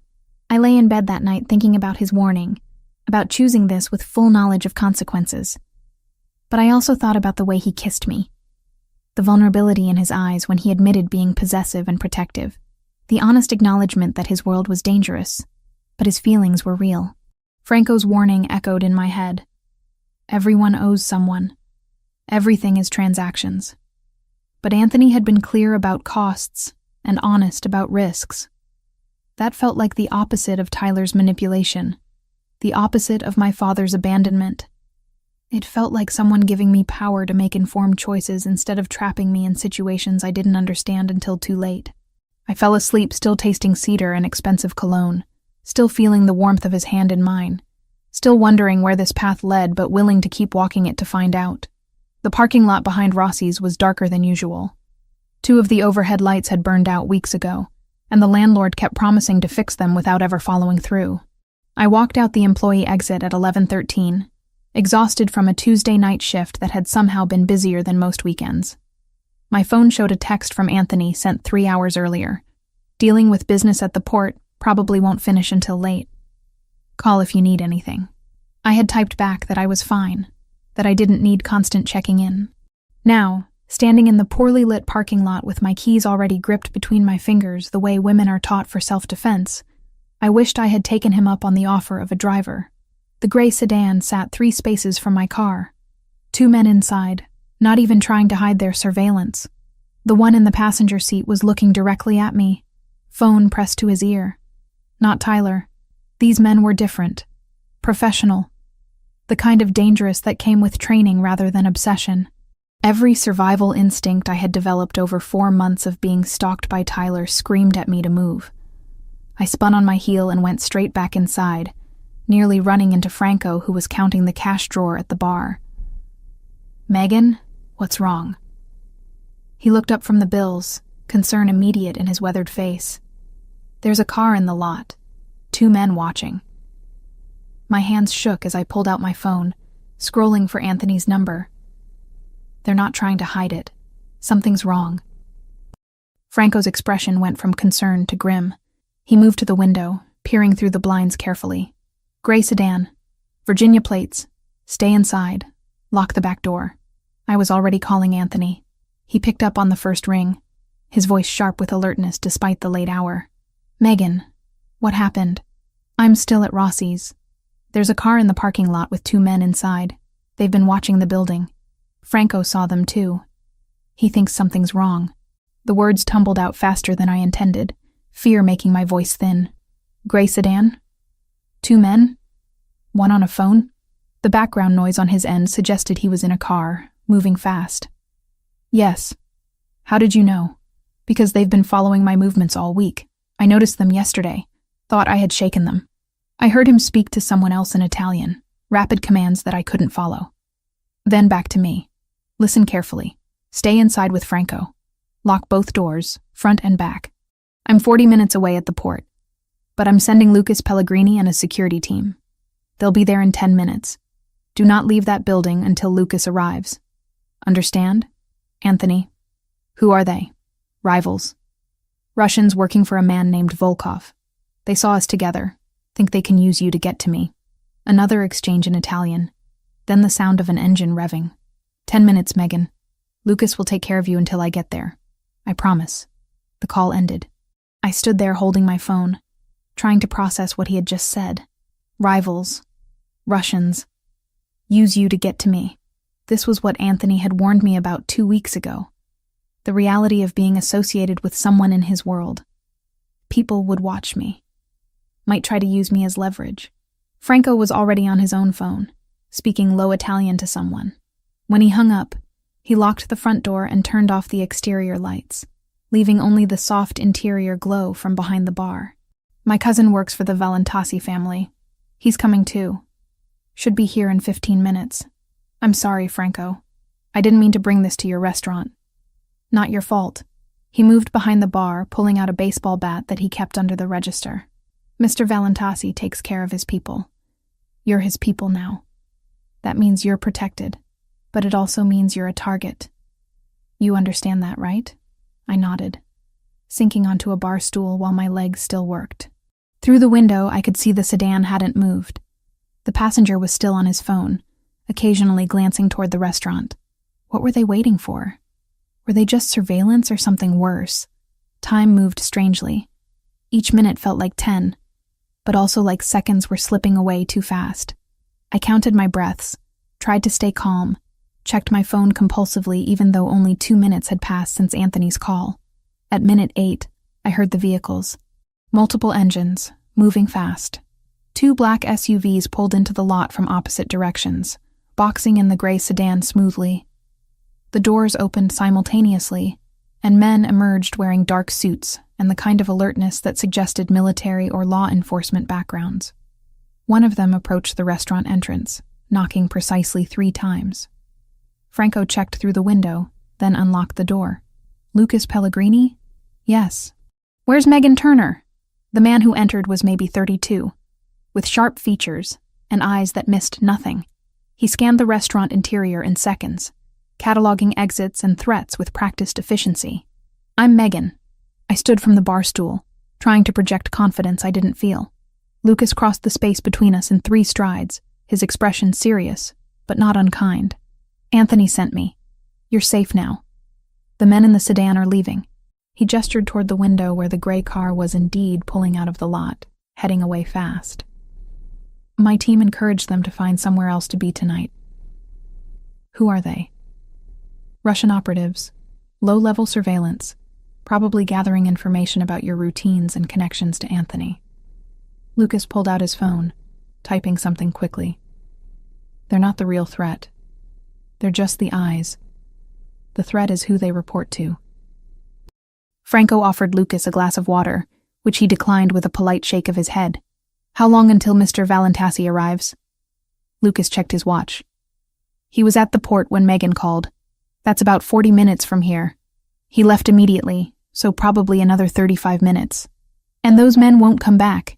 Not tonight. We made it clear that would be a terminal mistake. Lucas said it calmly, but the implication was unmistakable. Whatever his team had communicated to the Russians involved serious consequences. We waited. Lucas positioned himself near the window, occasionally speaking into his phone in low tones. 2 of his men stayed outside by the SUVs, constantly scanning the street. The remaining team members stood by the back entrance. The restaurant felt more like a fortress than a place that served pasta and wine. 37 minutes after my initial call, Anthony's Audi pulled up outside. He was out of the car before it fully stopped, striding toward the entrance with barely controlled urgency. Lucas opened the door for him. Anthony's eyes found me immediately, scanning me head to toe like he was checking for injuries. "You're okay?" "I'm fine." Scared, but fine. I stood, and he closed the distance between us in 2 steps, pulling me into an embrace that was more about reassurance than romance. I could feel his heart hammering against his chest, could feel the tension in every muscle. "Lucas, report." He didn't let go of me, just held me against him while he listened to his second-in-command. 2 men, gray Nissan sedan, Virginia plates. They matched the description of operatives we've been tracking all week, associated with Volkov's organization. When my team arrived, they attempted to leave. We intercepted them briefly to deliver a message, then let them go. "They won't return to this location." "What message?" I asked quietly. Lucas glanced at Anthony before answering. "That Megan Turner is under the protection of the Valentasi family. That any attempt to surveil, approach, or threaten her would be met with immediate and overwhelming retaliation." Anthony finally released me, though he kept one hand on my shoulder. "Volkov has been pushing boundaries for months. 3 weeks ago, we intercepted one of his shipments at the port. Cost him significant money and credibility. He's been looking for retaliation ever since, and he thinks I'm an easy target because you've been seen with me." "Yes." Anthony's jaw clenched. "This is my fault. I should have been more careful about being seen with you publicly. Should have anticipated that rivals would notice and try to exploit it. You warned me this would happen.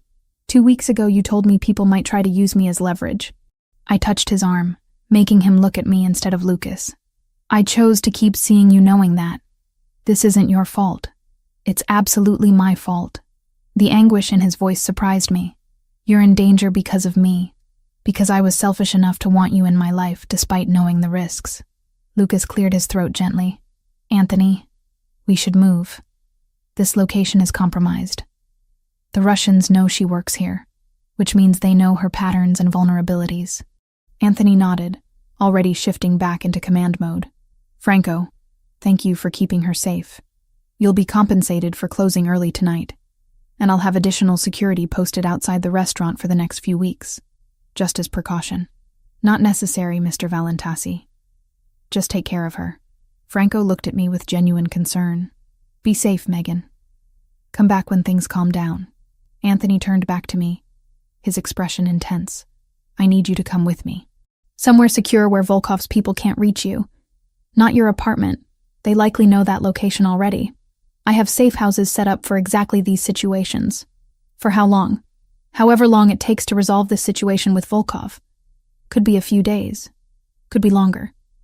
He paused, and I could see him choosing his next words carefully. "I'm not forcing you. I'm asking. Will you trust me enough to let me protect you while I handle this?" This was the moment Franco had warned me about. The moment where Anthony's world stopped being theoretical danger and became immediate reality. I could refuse. Could go home to my apartment and hope the Russians wouldn't escalate beyond surveillance. Could pretend that being associated with Anthony Valentasi didn't make me a target. Or I could accept that I had chosen this path with full knowledge of where it led. Could trust the man who had eliminated Tyler from my life, who had been honest about risks and costs, who was now offering protection not as control, but as genuine care. "I trust you." The words came out steadier than I expected. Where are we going? Relief flooded Anthony's features so completely it made him look younger. I have 2 locations. An apartment in the city, about 15 minutes from here. It's secure but designed for short-term situations. And a house outside the city, about 40 minutes away. More isolated, better security, more comfortable for extended stays. He watched my face as he explained the options. I recommend the house, and I'll stay with you. I'm not leaving you alone to deal with this. The house, then. I grabbed my purse from where I had set it by the bar.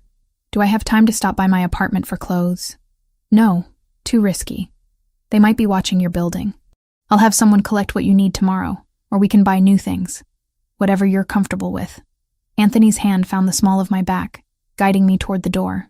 Lucas, take point. Radio ahead to the house. Make sure everything is ready. Already done. Carson and his team are en route to secure the perimeter. Lucas was already moving, phone to his ear, coordinating with military precision. The drive took exactly 40 minutes. Anthony drove while Lucas followed in one of the SUVs, creating a 2-vehicle convoy that felt simultaneously protected and surreal. We left the city behind, heading into areas where houses spread out across acres instead of being crammed together, where streetlights gave way to darkness interrupted only by occasional porch lights. Tell me about Volkov.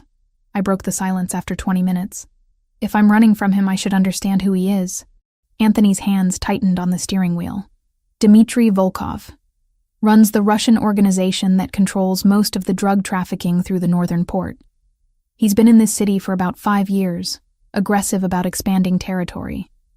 3 weeks ago, his people tried to bring in a shipment through docks I control. My team intercepted it. Cost him roughly $3 million in product, and made him look weak to his own organization. So this is retaliation. This is him looking for leverage. He can't attack me directly without starting a war he'll lose. But if he has someone I care about, he thinks he can force me to give back territory, or money, or power. Anthony glanced at me briefly. Which is why you need to stay hidden until I make it clear that path is closed to him. How do you make that clear? By being willing to pay a higher price than he's willing to pay. By making sure he understands that touching you would cost him everything, while giving him an alternative path that saves face and preserves his position. He turned onto a private road, unmarked and barely visible. It's about finding the pressure points where he'll negotiate instead of escalate. The house appeared through the trees. Modern architecture with large windows and clean lines. Lights were already on inside, and I could see 2 men patrolling the perimeter with the kind of alert posture that suggested they were armed and ready. Anthony parked close to the entrance, coming around to open my door before I could do it myself. Welcome to the safest place in 100 miles. The security system is military grade. The perimeter is monitored by cameras and personnel. Nothing gets within 500 yards without us knowing about it. Inside was surprisingly comfortable, not the fortress I had expected. Warm wood floors, furniture that looked lived in rather than sterile, a kitchen that actually seemed used. Anthony led me through a tour, showing me where everything was, how the security system worked, where the panic buttons were hidden if I needed help fast. Guest room is here. He opened a door to reveal a spacious bedroom with windows overlooking dark woods. My room is across the hall. You have complete privacy, but I'm close if you need anything. I stood in the doorway, taking it all in. 24 hours ago, I had been worried about making rent. Now I was hiding from Russian mobsters in a safe house with military-grade security. The whiplash of it all finally caught up with me, and I felt tears burning behind my eyes. Hey, Anthony's voice gentled, and then his arms were around me again, solid and warm. You're safe here. I promise you're safe. I know. I believe you. I pressed my face against his chest, breathing in cedar and the faint smell of gunpowder that suggested he had been handling weapons recently. I'm just overwhelmed. This is a lot. It is. And I'm sorry for dragging you into it. His hand stroked my hair, the gesture tender in ways I hadn't expected from someone capable of the violence he represented. But we'll handle it. Together. And when this is over, you'll go back to your life, and I'll make sure Volkov never looks in your direction again. I pulled back enough to see his face. What if I don't want to go back to my life exactly as it was? What if I want you in it? Something vulnerable crossed his expression. hope mixed with fear. Then we'll figure that out too. But first we survive this. Deal? Deal. I managed a weak smile. Do you have food here? I'm starving and exhausted and not sure which need to address first. Kitchen is fully stocked. Let me make you something while you get cleaned up. There should be clothes in the dresser that will fit well enough for tonight. He kissed my forehead gently. We're going to be okay, Megan. I'll make sure of it. Watching him walk toward the kitchen, seeing the way he moved even here with perfect vigilance, I realized that I believed him. This dangerous man who had entered my life 3 weeks ago had become the person I trusted most to keep me alive. The irony wasn't lost on me, but I was too tired to analyze it further. I took the offered shower, changed into borrowed clothes that were indeed close enough to my size, and emerged to find Anthony had made pasta from scratch. We ate mostly in silence, exhaustion and stress making conversation difficult. But his presence across the table from me, solid and protective, made the terror of the evening finally begin to recede. Get some sleep, he said when we finished.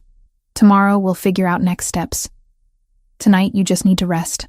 I wanted to argue, wanted to stay up and discuss strategy, and understand exactly what resolving the situation with Volkov would cost. But my body had other ideas, practically dragging me toward the guest room. Anthony walked me to the door, waited while I turned on lights and checked that everything was secure. I'll be right across the hall, he reminded me. If you need anything, just knock or text. I'll have my phone on. Thank you for all of this, for keeping me safe. I touched his hand briefly, a connection that felt necessary. I know this is complicated and dangerous, and probably more trouble than I'm worth. You're worth it. He said it with such certainty that I almost believed him. Sleep well, Megan. Tomorrow we start fixing this. I closed the door and collapsed onto the bed, fully clothed, too exhausted to change. My last thought before sleep claimed me was that somewhere out there, Russian mobsters were planning their next move. But inside these walls, with Anthony Valentasi standing guard, I felt safer than I had in months. Maybe safer than I had ever felt in my entire life. 3 days in isolation changed everything between us.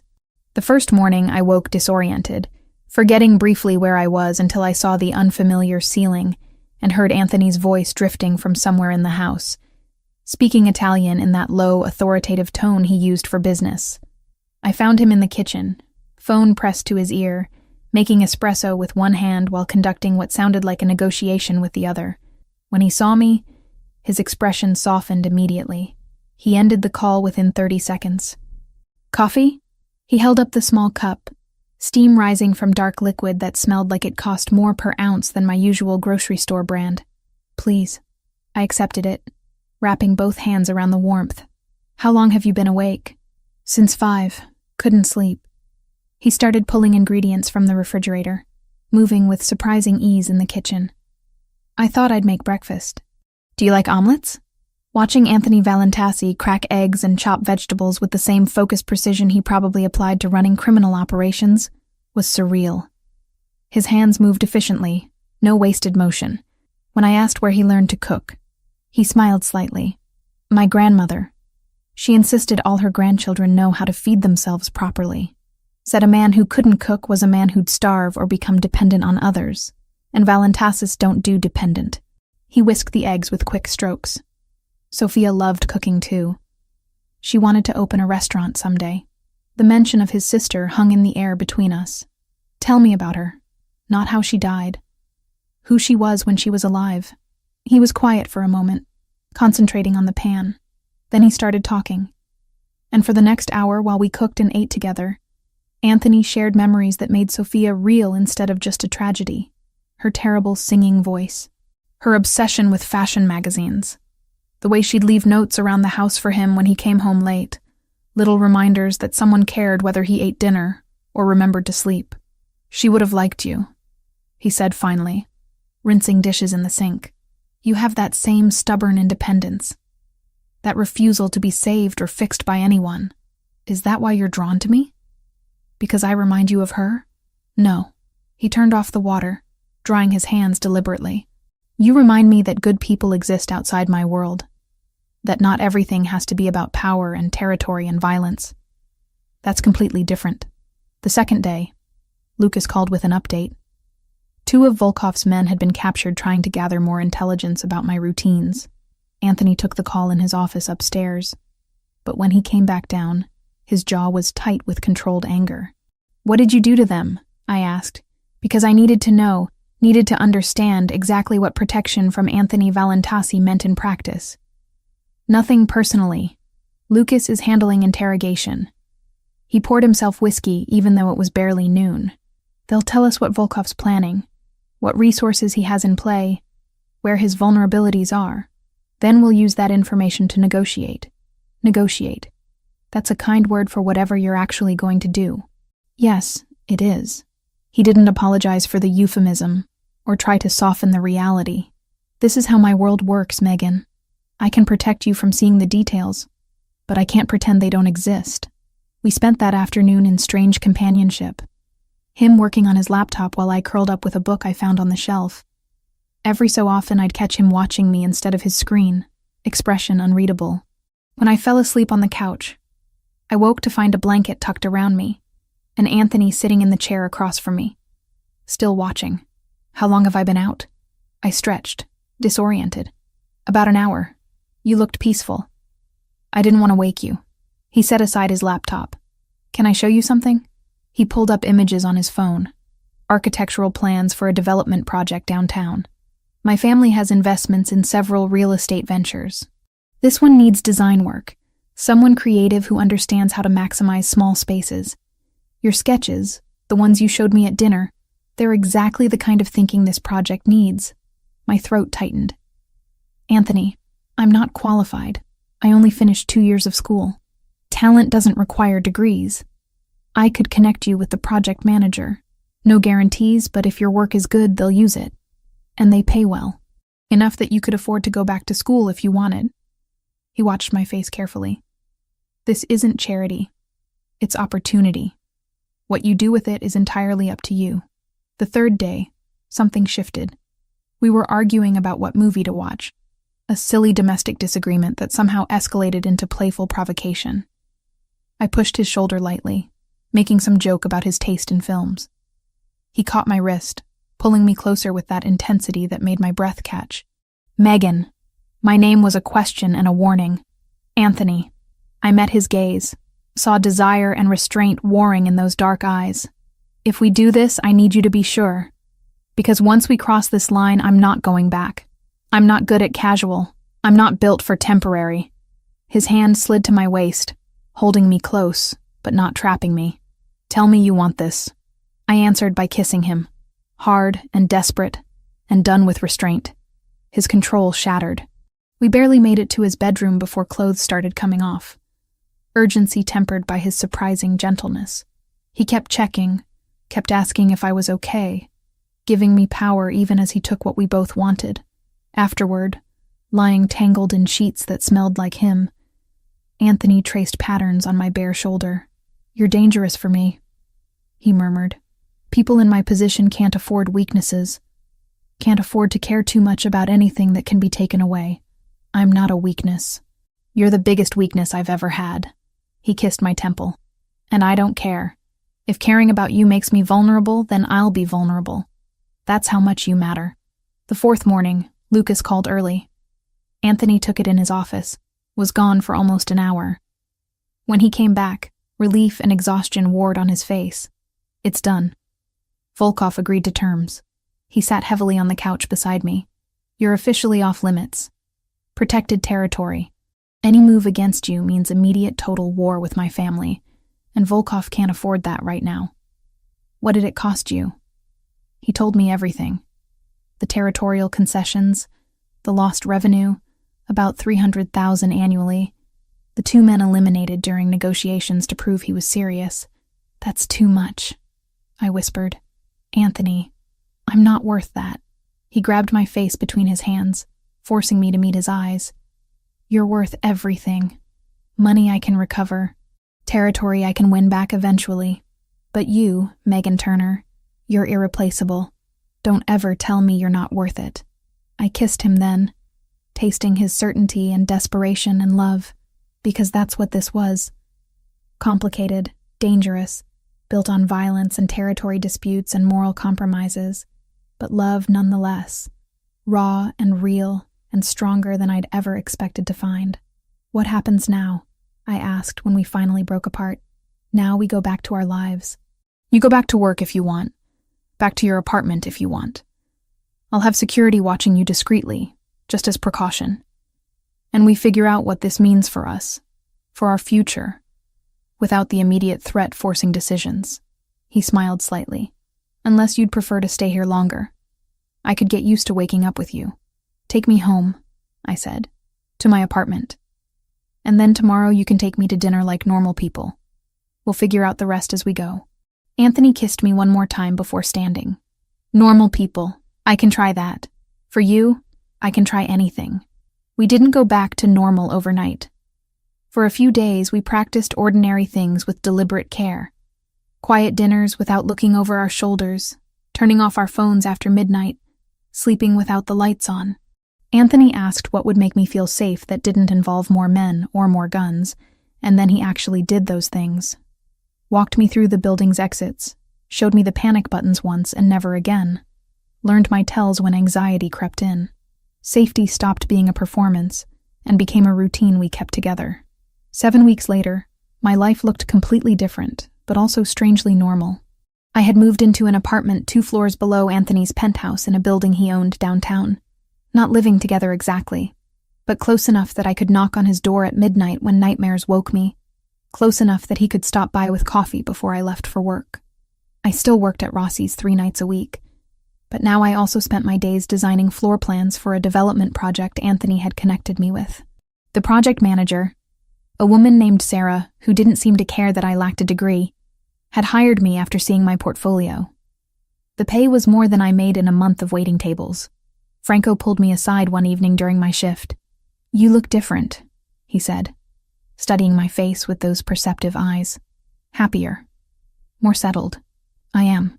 I wiped down the bar, comfortable in this space that had become familiar. "Things are good. Mr. Valentassi is good to you?" "He is." I met his gaze directly. "I know you warned me about his world, about transactions and owing people, but Anthony's been nothing but honest with me. About who he is, what he does, what being with him costs."